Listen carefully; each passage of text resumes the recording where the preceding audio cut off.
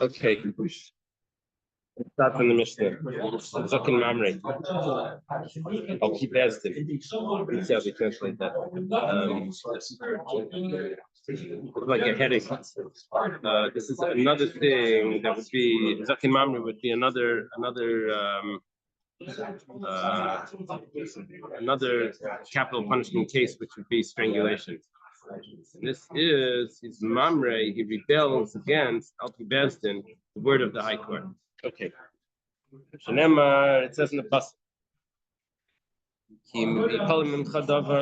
if you have something that's it's above your understanding in judgment, well, you have to go to the High Court, right? And it lists a whole bunch of types of cases, in Dam Ladam, Bidin Ladin, all different things that maybe is above you. You have to go to the court. And what happens? There's There's 3 courts that are in the Beis Hamikdash in Yerushalayim. One of them is at the entrance to the Harabayas, the Temple Mount. One is at the entrance to the Azara. One is the famous one, the High Court, the Sanhedrin. It's in the Lishkas Hagazos, the room of the hewn stones. Okay. Now, what happens is, what happened was there was a case that came to a court in some other little hick town, and there was this judge over there, and the judge paskin, but the other people in the court said differently. So they have to go to find out what's going to be the halacha. So they go to the court that's on the Pesach Harabayas. He says, this is the way I expounded on the verse, and that's the way I taught it. And this is what the way my friends, the other members of the Bezdin taught it. Well, this is the way I learned it. This is the way my friends learned it. Each one here is a significance the way he's saying it. If they know the halacha, so I'm allowed. They tell them what the halacha is. In love, if they say, it's a good argument, we don't know the halacha, let's check, let's look into it. So they go to the court that's a little bit higher than that, which is one step up on the entrance to the Azara. And he says again, this is the way I learned it, and this way my friends learned it. If this court knows the answer, so I'm allowed to tell them what the halacha is. In love, if they don't know the answer either, they go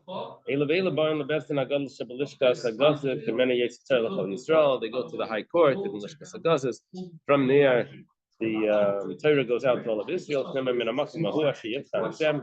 from the place that Hashem chose. Is one person coming or all 3? I think they're all coming. They're all coming. That's what it sounds like. Because that's what we had by thing Murrah. All 3 had to show up for the court. It wouldn't make sense to only one to come. Yeah. Dr. San, are you asking if the original argument with the Zakin Mamre and his court in that little town that they're coming? Yeah, that I believe they're coming. When they come to the first court, and the first court doesn't know, do all of them now go to the second court? And then if they don't know, all of them go to the next court? Or is it just still they're sending the original 3? I'm not sure. I don't know exactly how it's working. But no, I don't think it's additive. I just think it's the original 3. Okay. So let me ask my question. I'm gonna say that in love. Okay, that we said. Now he goes back home. And now we're going to see if he accepted the position of the High Court. If he continues to teach the same way he taught the right, you can't teach an old, right? So he's still teaching the same way. The Empire last is potter because he didn't pass it. He's just learning, and then learning, the Daf Yomi is in the halacha share. He's just learning. Fine. Nicht gefährlich. The Empire last is. But if he tells people that this is what you have to do after the Bezdin and the High Court already says no, then it's chayiv. What's he chayiv? He's going to be chayiv misa. The man that does so willingly, in a chayiv at sheyira lasis sheyasa that he will do It means that he has to tell others to do. Okay. Talmud Shahira last is pater nimtza kumra kule. The Mishnah finishes off that if there's a Talmud that he shouldn't be paskening anyway, well, you don't have the rights to paskin, but he does paskin, but he's not really a judge. He shouldn't be paskening. So it turns out that because he doesn't have the rights to paskin, that actually saved his life. Because he was paskening, but he wasn't allowed to. So it's not really a psak, so therefore he doesn't get put to death. So the Mishnah calls this Chumrai, the stringency on him ends up being the leniency that it saves his life. If the matter will be a wonder to you, that means it'll be above your understanding. But before the opposite, I think with it like a monetary, like if it was like a not expert judge, they get to be paid whatever damage it costs. Over there, it costs damage. Over here, it's not because of the damage. But here, it's because he himself is violating the rules of the testament. He damaged another party. Now here it says mufla shebebezdin. It doesn't mean that the head of the court. Mufla means like the expert. It doesn't have to be the expert of the court. It could mean any member of the court. It just means that he's not a student.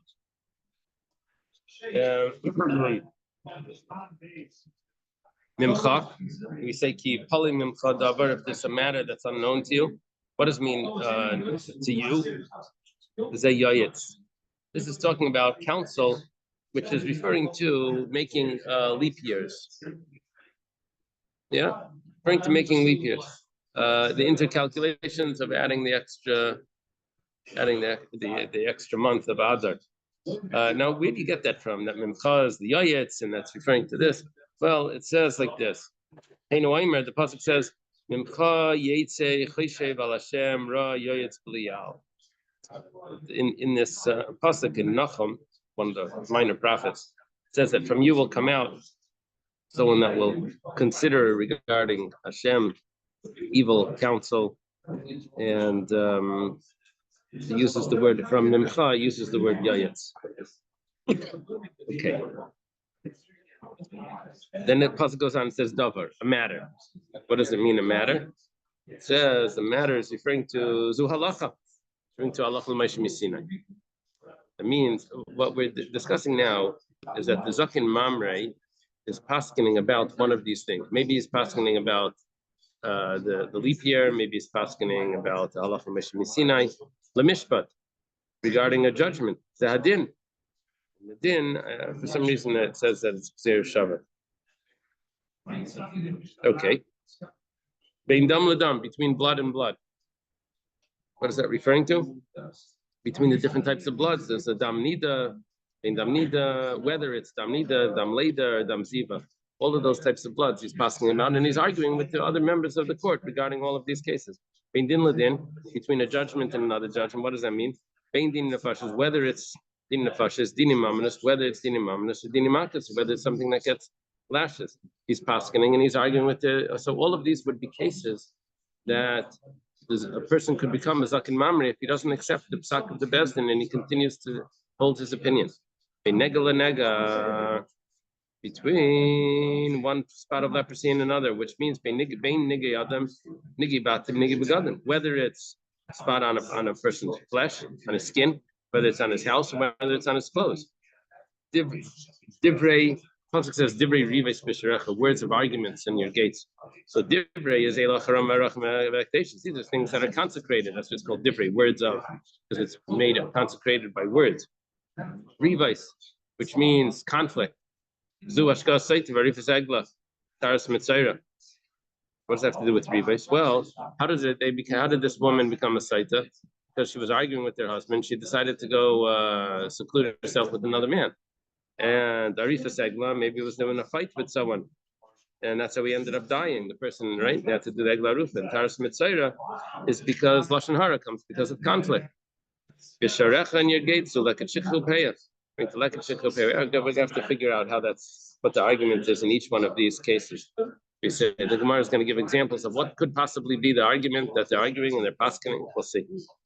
The Compton, you get up, Nibestin from your court. Balisan, you'll go up. Malamed Shebestin, Beis Hamikdash Goyim Eretz Yisrael. What do you mean you go up? It means you're going to go up to the high court. It tells me that the Beis Hamikdash is the highest place in the land of Israel. It's not mamish the highest. There's a place that's higher. And there was a discussion in another Gemara somewhere. It should be the Beis Hamikdash should be in that place, and they took it down a little bit to the right. What does David Melech say? Yerushalayim Harim Savav Laya, physically. Yeah, elevation, relief, right? Is that the word that you use? Gvoim Eretz Yisrael, Eretz Yisrael Gvoim Mikol Haratzos. And Eretz Yisrael is higher than all other lands, right? I told you probably. When I was a kid, I heard this Torah from I was at a bris. Someone was saying that if there's Eilah Shmeis B'nei Yisrael, Abay Mitzrayim. So the person was saying the Targum says Eilah Shmas B'nei Yisrael the Alu Mitzrayim. The Alu that they went up to Mitzrayim. He said you don't go up to Mitzrayim, you go down to Mitzrayim. So he gave a whole shot that when you go going into Gullus, it's the descent in order for an ascent, and he gave a whole shot. Anyway, he got older. I looked in a dictionary. I learned a little Aramaic. The alu means that entered in Aramaic. In Hebrew, it means that went up. In Aramaic, it means that entered. So anyway, it was cute, but it was the wrong word, right? So Eretz Yisrael is higher than all the lands. Elamakim to the place. Now, what's significant here that a makim is goyim is that there has to be a psak from the Bezdin while it's in the Beis Hamikdash. That's when he becomes the Zakin Mamre, when he violates that psak, because the Bezdin said it in their place. That's where it really matters. Okay, the Gemara asks, especially in the Beis Hamikdash, so we can. This whole thing about Zaken Mamre, is this like analogous to the Ben Sora Murray? We're worried that this type of personality who's doing all these weird things would eventually become like a Macy's or Medea or someone, because he obviously has a lot of gall and an attitude, and you know, who knows, look where he's headed, and that's why we're going to strangulate him.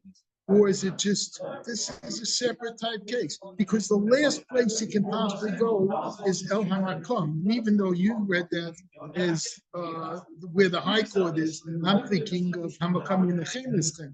You know, that, you know, you only can go so far. God's saying, hey, that can't, baby.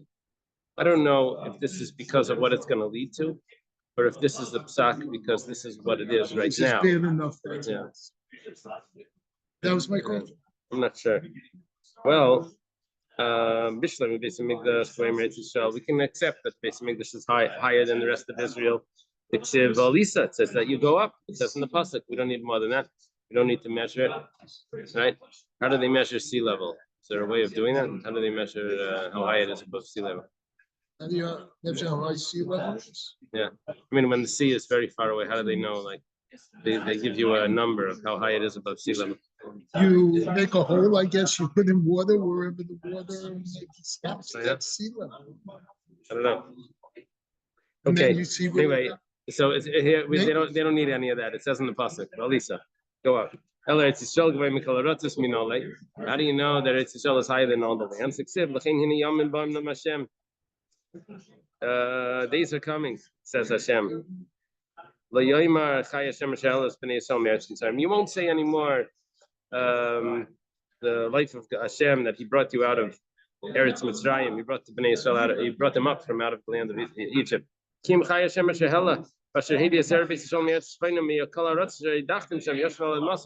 say the praising Hashem that He brought you out of all of the lands that you were exiled to.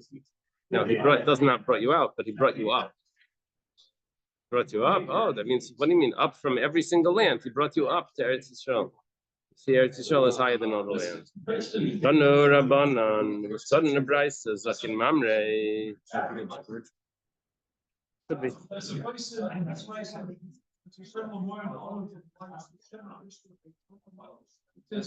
It's a Zakin Mamre in a Chayvelal, Dover says, then it occurs to the Chatas to Remnei. Well, it has to be some sort of severity.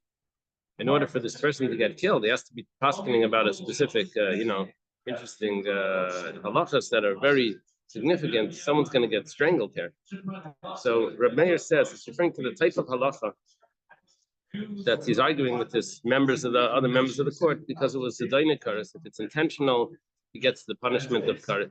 The type of halacha that if this is mistaken, someone's going to get kares if they do it intentionally, and if it's b'shegeg, it's going to be a chatas. Reb Meir. That's going to be the type of intensity that this halacha is going to need. Rabbi Yehuda, Rabbi Yehuda says, no. He says it doesn't need to be like that. Could be something that's based on daraisa, but its explanation is from the sages. Reb Shimon says, I feel Shimon says, no, even if it's the lightest type of halacha, it's just a small detail of divrei seifrim. That's already going to be, person can become a zaken mamri just because of that. Mamish are like a minor halacha. Okay, my time of the Reb Meir. Now we have to figure out why did they arguing about these concepts. Well, what's the reason for Reb Meir? But it says, Gomar davar davar. If you go back to the verse, it says ki palim min chadavar. Matter will be beyond you, right? So it says we learned from it says davar matter. Then to another place where it says davar. This judgment is beyond you, and you have to go to the high court. The matter was concealed from the people. It's talking about a korban chatas, which what's a korban chatas? A sin offering. That's something that's brought. There's a daina kares, intentional is kares, and shigidasei chatas. That's a korban chatas.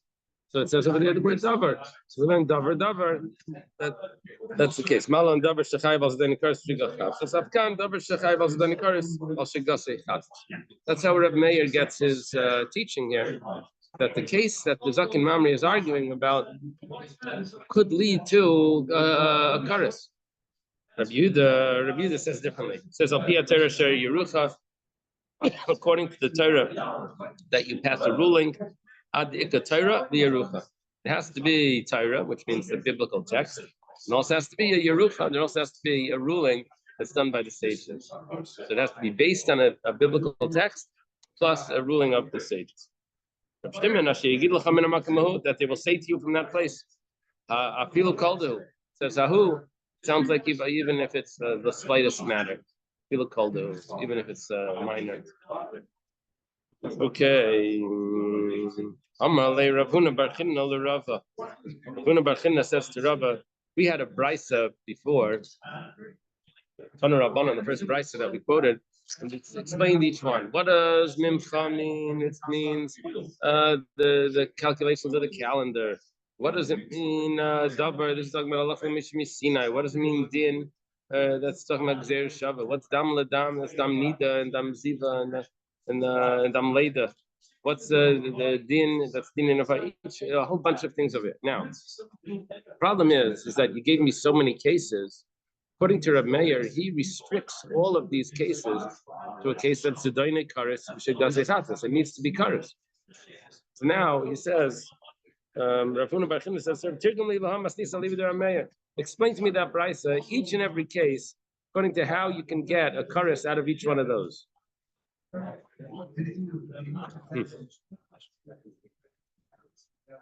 Someone in the yeshivas, they like to learn, they like to make a chakira. You know, chakiras, they say there's two possibilities. Is it like this or is it like that? And then the person asks back, he says, what's the difference? So he says, well, the difference, he tries to come up with the difference. That if you say like this, then it's going to be kind of come out that only in this such and such a case. Anyway, this person was making chakiras about what's the difference? He didn't have an explanation. What's the difference? He was just saying, so what's the difference? He says, what do you mean, what's the difference? The difference is, if I marry a woman on condition that this is the pshat, then she's either married or not. That's a very big difference. So that you can do with everything, right? Okay. So we're going to have to come out a case of kares from each one of these possibilities here. So Amalei Rava or Rav Papa, so Rava tells Rav Papa, who's a student, he says, go and explain it to him. I'm not sure the age of Rav Huna bar Chinna, but Rava is the teacher of Rav Papa. So it's sort of like even my wagon driver can explain it. Just say Yeah. it. So anyway, it goes like this. Ki Yipali. The Mutzah Shebe Bezna Kasam Medaber, we're talking about someone that's a judge already, yeah, and that's who we're dealing. Mimcha is a yoyetz, talking about a yoyetz. So Yedei Ala Haber Shanu Kver Chadashim, he knows how to calculate the intercalculations to make the leap year. Kedetnan was started in the Mishnah. Hein she Yidush Shemam Resu Shana Kaladar Shein Mada Purim. You have a machlekes. Machlekes in Masechta Idias, where Rabbi Yeshua and Rabbi Papayas, they say that you can make a leap year even after Purim. And the Chachamim say you can only make a leap year until Purim. What's going to happen is like this. You see, you make a leap year during Adar. Now, the problem is that once Purim comes, then you announce to the people that in 30 days is going to be Pesach. That learning the halachas of Pesach. Then, if you after Purim you make another leap year, there's a problem that people already heard that Pesach is going to be in 30 days. They already were in Shul Purim, and they heard when Pesach is going to be 30 days later. And now you're telling them that it's not 30 days later, it's going to be 60 days later. Or 45, right? So, They said even work. They celebrate Purim already. They celebrate Purim. Didn't celebrate Purim. Right, you're gonna have to celebrate it again. Yeah. So it's gonna be complicated. So it's machlekes. So what's gonna come out is like this: the ilahai gisa. If the zaken mamri, if they paskin one way and the zaken mamri says the opposite, kasher chametz for Pesach. He didn't listen to the Bezdin when they passed him like Rabbi Yeshua or Papayas. Then it's going to come out that what's really Pesach was the later one, and he said that that's not Pesach. That's maybe Pesach Sheni, and they're eating chametz. And if it's the other way, if they pass him like the Chachamim that you can't make it leap year, so then kasher chametz for Pesach. Then he was the one that was saying that the other Pesach, right? You can't make a leap year, so then this one would be the real Pesach, and the next one is not. And he was saying this one is not Pesach, right? The earlier Pesach isn't really Pesach. So, and what's the halach if someone eats chametz on Pesach? Kares. Perfect example. Davar. The next thing we said was between matters of halacha l'meish misinai. So this is halacha l'meish misinai. What are we referring to? So Hilchas Achadas, this is halachas of the 11th day, or the 11 days. What happens is a woman is a nida for 7 days, and then she's a zava, potential zava, not a zava, potential zava for 11 days. Now during those 11 days, it depends. If she sees 1 day of blood during those 11 days, then she just waits the next 1 day. It's called the Shemeres Yain Keneged Yain. She has to guard 1 day. Maybe she's going to become tamei, maybe not. Right? She goes to the mikvah on that day, and by nightfall she starts. If she sees 2 days, the same thing. She waits the 3rd day, and she sees. If she sees 3 days in a row, then she becomes a Zava Gedola, and she has to count 7 clean days. Traditionally, a Nida doesn't need 7 clean days, and a Nida doesn't matter. She can see all 7 days a flow, like hemorrhaging. She could have a flow for 7 days, and she she stops right before the night of the 7th day, right night of the 8th day, and she starts. She goes to the mikveh. She starts. Doesn't need any clean days. But if she sees 3 days during the 11 days, then she needs 7 clean days. Well, needs 7 clean days. So what happens like this?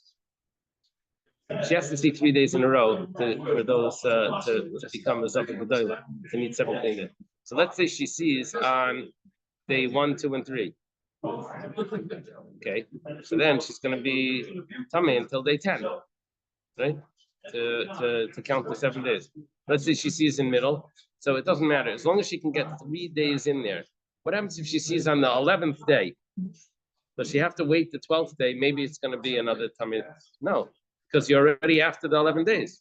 So since this can never become a Zava Gedola, so she doesn't have to wait anymore. She just goes to the mikveh and she starts. Let's say she sees on the 10th day.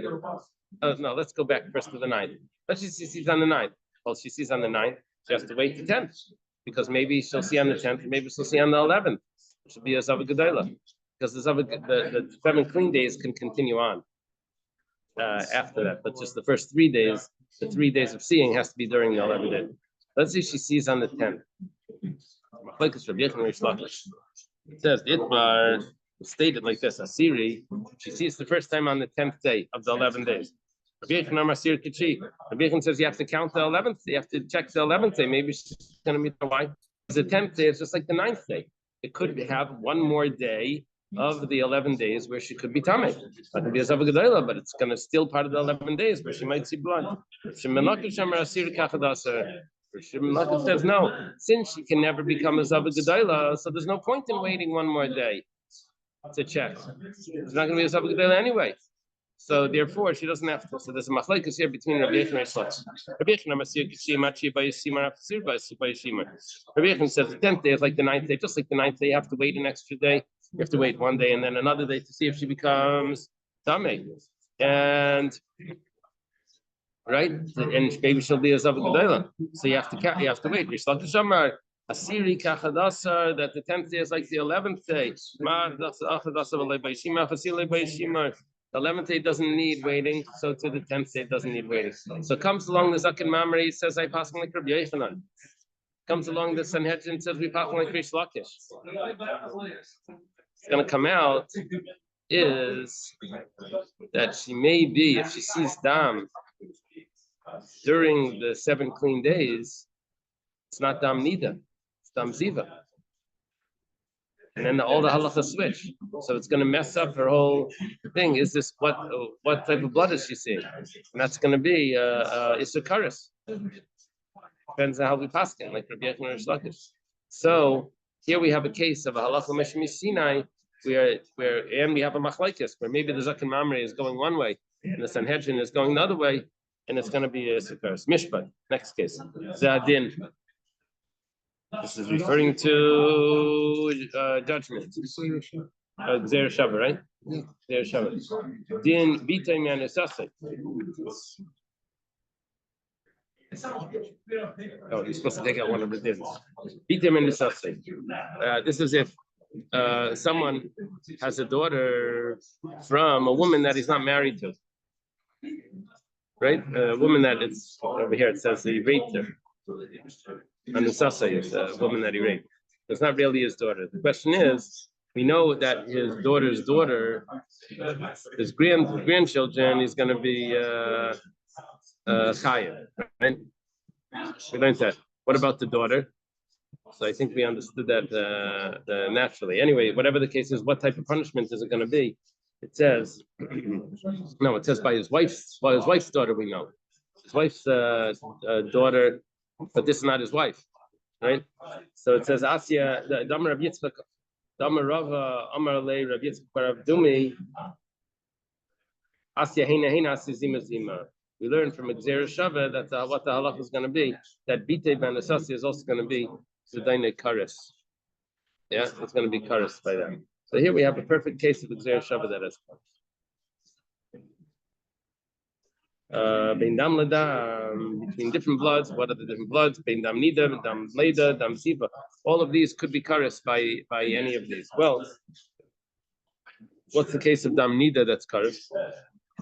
All of this is in Shitas Reb Meir that says that the Zaken Mamre has to be passing about something that would lead to kares. Well, the Plukta Akavya ben Mahalal v'Rabbanan. There's a machlekes in Mesechtas Nida between Akavya ben Mahalal. It's not so common in Shas. It's in Mishnayos and Pityavis, but it's not so common. Anyway, he says that the Tanana, there was a Mishnah that says Dama Yarak Akavya ben Mal Matame. Yarak usually means green. Over here it means yellow. If there's blood that looks yellow, so is that considered blood? So Akavya ben Malal says yes, and Chacham say no. Well, that's going to make a huge difference, because if she sees on day 1, she sees blood that's yellow. According to Akavya ben Malal and the Zaken Mamre, let's say, we say that, okay, she's in Nida. What happens 7 days later? She goes to the mikveh and she's dark. But turns out that 3 days later, after the yellow blood, she saw red blood. So we don't consider the red blood any significance because it was in the middle of the Nida, which has no significance. It could be a whole flow the whole time. But really, it's only 3 days later that she became a Nida. Now she's going to the mikveh before she's really tar. You have to wait till full 7 days. So That's going to be a kares. Dam leida, the put is Rabba Levi. Comes to Dam leida, there's a machlekes Rabba Levi also in the Seftas Nida Ditmar. Rabba Amar Mayin Achadu, Atari Timat Atari Tiati. Levi Amar Shnei Menusin Nista Matami Niftach Atar Nista Matar Niftach Atami. This is very interesting. You see, what happens is if a woman gives birth to a boy, so she's tummy for 7 days, it's the blood that she's tummy later, whether it's blood or no blood, she's tummy later, and then she's tahar for 33 days. You know, even if she sees she's tummy for 1 week and she's tahar for 33 days. Even if there's blood flowing during those 33 days, we say that blood is dam tayhar. It's pure blood, and she's going to be tahar. Let's say she gave birth to a girl, so she's tummy for 14 days, and she's tahar for 66 days. And even if the blood is flowing during that time, the husband's allowed to be with her. She's not tummy. It's no problem there. What happens after the 80 days? She sees blood, then she becomes tummy again. What am I? That's dam tummy, dam nida.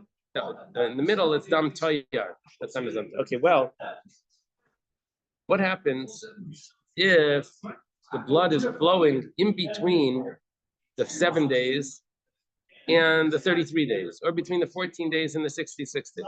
So do we say that at the moment that it becomes nightfall, it becomes the new blood, and this is tar blood, and the old blood is nothing? Or do we say that no, it's still coming from the same source? It has to this source has to turn off, and the new one needs to turn on. So how does this work? Do we say that it's one faucet, or do we say it's two faucets? If it's one faucet, one source, one spring, is what the expression, Maya Nechad, right? Rav, who says Maya Nechad? Rav says it's Maya Nechad. So then the Torah says when it's tahar, the Torah says when it's tummy.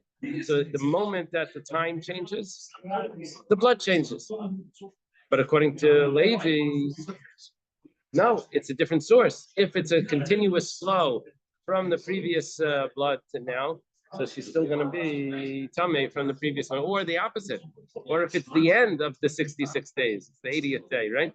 So then, do we say that that blood is still tahar according to Levi, right? According to Levi, it's still tahar, and according to Rav, it's tummy because the time changes. Okay, Dam Ziva.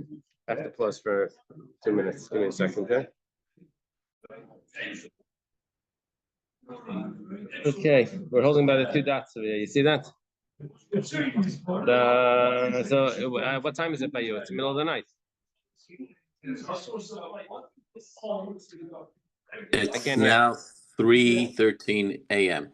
It's 3 in the morning. For Moshe, it's in Unbelievable. Yeah, Dr. Stein said you're crazy, but it is in a good way. Just stick to it. Exactly. The rest straight from the mimer. There you go. Dam Ziva. Okay, now we're talking about Dam Ziva. But look at the Rabbi Elazar, Rabbi Shua, another machlekes out there. If you remember from 6 years ago, when we learned Seftas Nida, over here it talks about that a woman could give birth. You see, what happens is the blood that flows when she's giving birth is called dam leida, not dam ziva.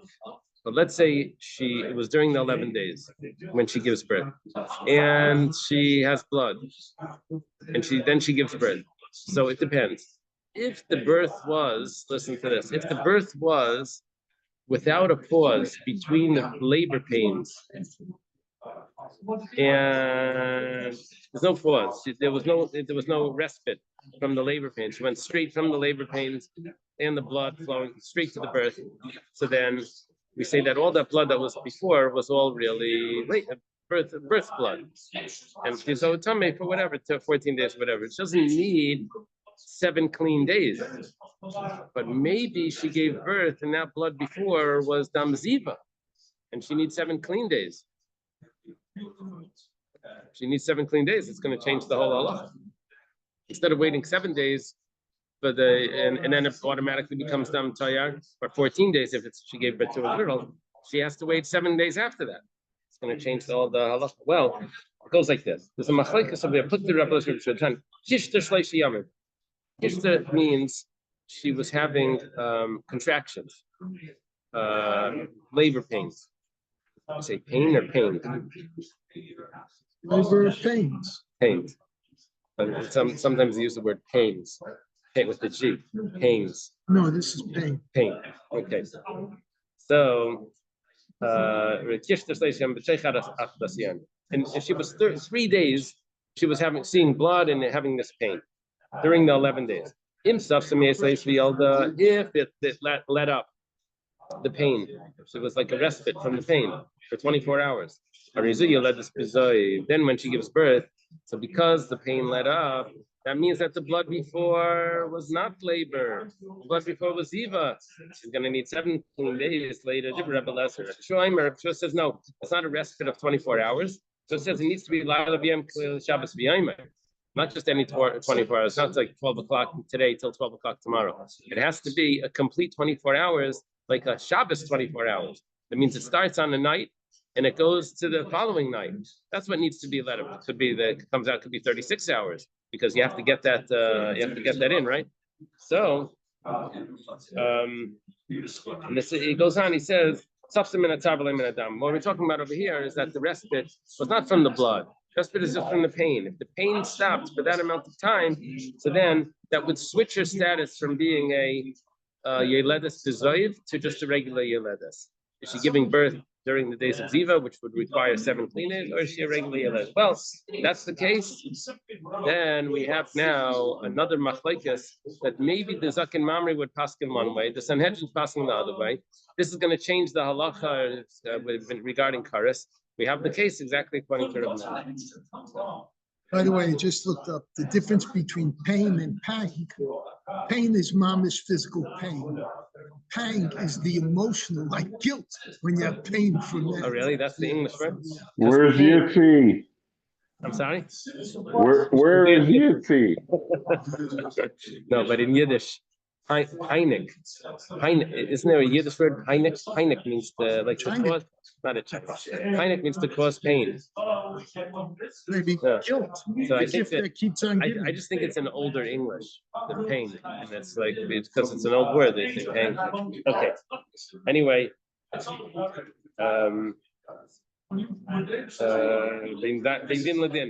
between judgment. Okay, whether it's monetary laws, now we got to figure out how monetary laws are going to bring to kares. What's going to have kares if you tell you paskin this way, that way, the guy has the money, he does owe him the money. How's it going to be kares?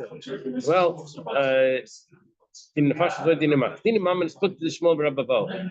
So machlekes, if we have a machlekes between Shmuel and Rabbavo. Damer Shmuel, yeah, that's in the beginning of the Masechta. This is like a chazara for us, stuff Bezer, Gimel. It says the 2 people that passed judgment, 2 people that were the judges, it's still a good judge, still a good case. But it's called audacious chutzpahdik court.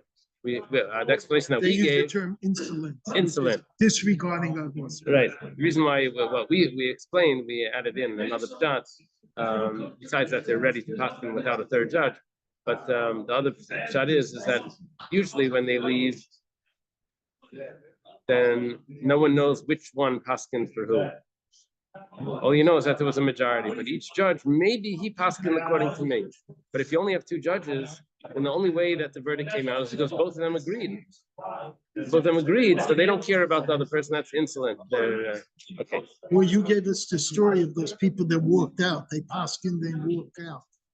Remember that? You told us that. They paskin and they walked out. What do you mean? The judges walked out? Of a few judges, and they just said, this is what it is. They paskin, they walked out. And that was another example. You told us that. I don't remember. Okay. At least I listened. Rabbi says everyone agrees that it's not considered a good judgment. How is this kares? Comes along Rashi. Rashi says, unbelievable. The money was put into someone's possession based on these 2 judges. And then that person went and married a woman with that money. Do we say it's his money? Then she's a married woman. Do we say it's not his money? Then she's not a married woman. You hear that shot like what's the nafkamina in the chakira?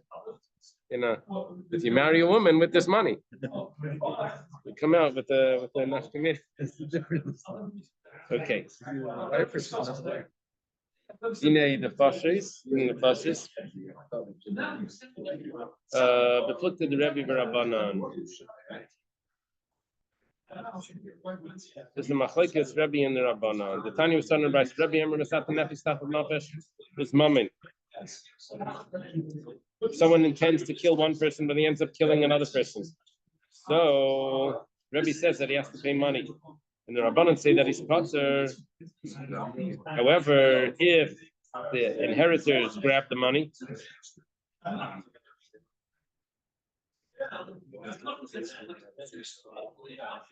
and what happens?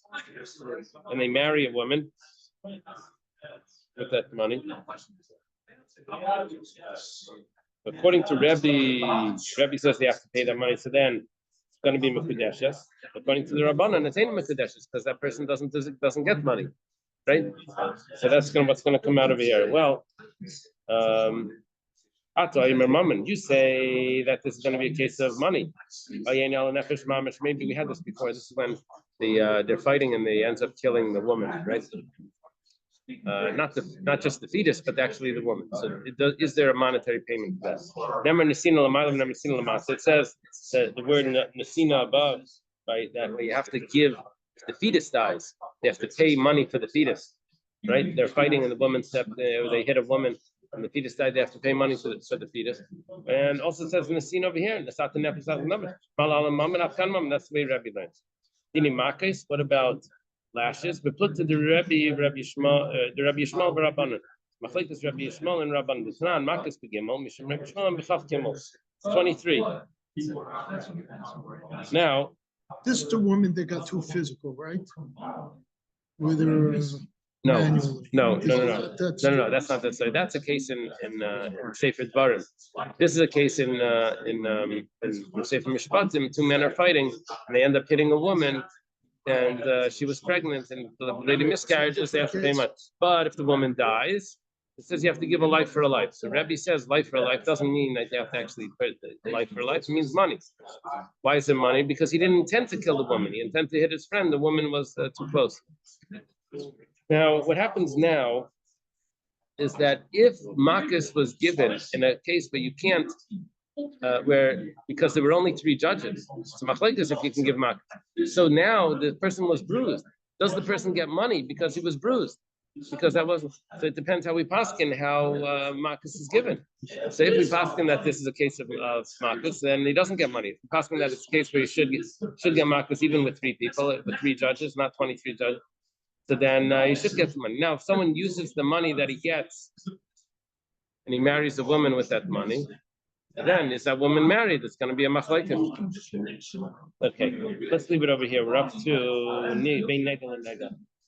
It's going to take us to the next page. Okay, Yeshakayach, everyone. Thank you. Have a great day. Thank you. Go to sleep, my son.